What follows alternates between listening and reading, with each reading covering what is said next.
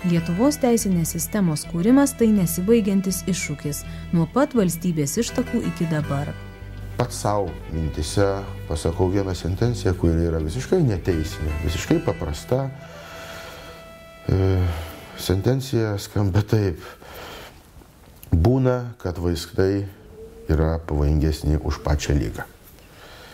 Tai aš tikrai labai linkiu žmonėms, kurie prisiliečia prie teisėkūros ir prie teisinių ginčių sprendimo ir apskritai prie teisės taikymo, kad jie visuomet pagalvotų, kad gali būti, kad jų pasirinktos priemonės daryti vienokią ar kitokią intervenciją į teisę gali duoti tam tikrą šalutinį poveikį. Čia kaip su vaistais. Duoti šalutinį poveikį, kuris sukurs dar daugiau problemų, negu kad buvo siekiama išspręsti.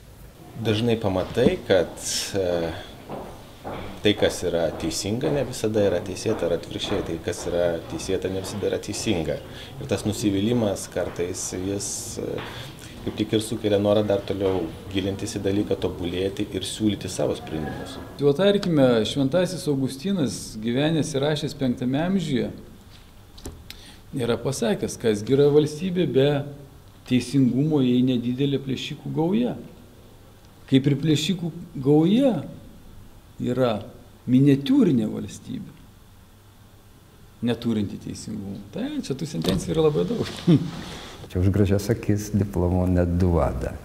Bet kam patinka tik tai gražiai kalbėti, tai teisininkai dažnai gana gražiai kalba.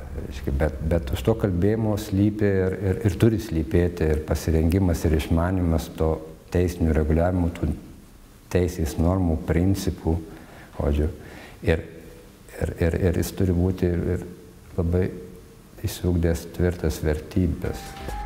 Mums, teisės studentams, ir šiandien tinka prigimtinės teisės žinovo Stroinovskio išsakyti žodžiai.